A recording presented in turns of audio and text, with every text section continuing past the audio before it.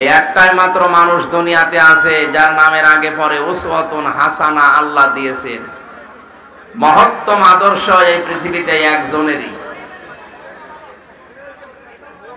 আল্লাহ রাব্বুল আলামিন বলেন, ওয়া ইন্নাকা লাআলা খুলুকিন আযীম। হে নবী, আপনি মহান চরিত্রের উপরে প্রতিষ্ঠিত।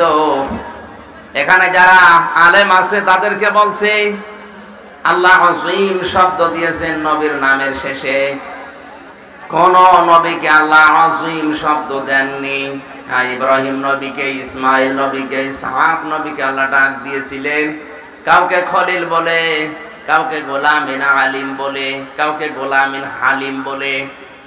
যে আমার সহনশীল বান্দা, আমার ধৈর্যশীল বান্দা, আমার জ্ঞানী বান্দা। আর মুহাম্মদুর রাসূলুল্লাহকে আল্লাহ জানিয়েছেন খুলুকিন আযীম, আমার মহান বান্দা। এটা এমন এক চরিত্র আপনাকে আমি দিয়েছি, কিয়ামত পর্যন্ত মানুষ অনুসরণ করবে, কুল কিনারা খুঁজে পাবে না। এই দুনিয়াতে যে যেইভাবে নবীকে অনুসরণ করতে ইচ্ছা করবে সেখান থেকে সে পেয়ে যাবে। কেউ যদি মনে করে আমি তো শ্রমিক, আমার জন্য নবীর কোনো আদর্শ আছে, বিশ্ব নবী নিজে দুনিয়ায় শ্রম দিয়েছেন, তিনি শ্রমিক ছিলেন। কথা বলেন না কেন? শ্রমিক হিসাবে মালিকের সাথে আপনার ব্যবহার কি হবে, কিভাবে শ্রম দেওয়া লাগে তিনি নিজের জীবনে দেখিয়েছেন। তিনি আবার মালিকও ছিলেন, মালিক হিসাবে কিভাবে ব্যবহার করা লাগে অধীনস্থ লোকদের সাথে আল্লাহর নবী জীবনে এইটাও দেখিয়েছেন। সিরাত ইবনে হিশাম থেকে বলছি, হযরতে যায়েদ রাদিয়াল্লাহু তাআলা আনহু তার ভাগ্য তাকে খাদিজাতুল কুবরার মাধ্যমে নবীজির কাছে এনে দিয়েছে।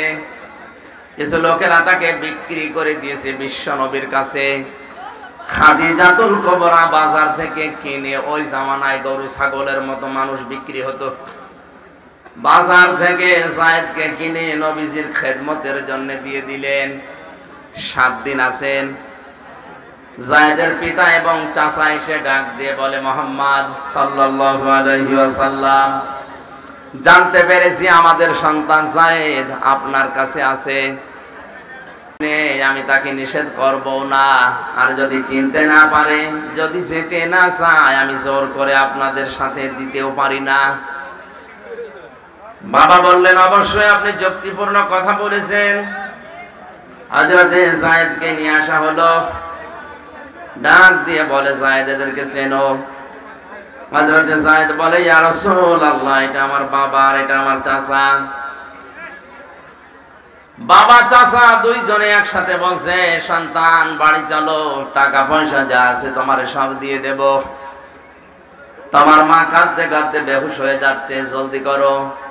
হযরতে যায়েদ ওই দিন একটা কথা বলেছিলেন, কান খাড়া করে দায়িত্বশীল মানুষগুলো শুনবেন। হযরতে যায়েদ ওই দিন যেটা বলেছে ইতিহাস হয়ে আছে, স্বর্ণ অক্ষর লেখা থাকবে কিয়ামত পর্যন্ত কথাটা। যায়েদ বলেছিলেন, হে আমার বাবা, হে আমার পিতা, আপনাদেরকে আমি চিনতে পেরেছি। 7 দিন এই লোকটার কাছে আমি আছি। আপনারা বাড়ির সম্পদ সহ তামাম দুনিয়া যদি আমার নামে লিখে দেন, এই 7 দিনে আমি যে ব্যবহার এই লোকটার কাছে পেয়েছি, তামাম দুনিয়া দিলেও একে ছেড়ে দেওয়া যায় না। শুধু সুবহানাল্লাহ বলো না। কি পেয়েছিলেন 7 দিনে তার কাছে?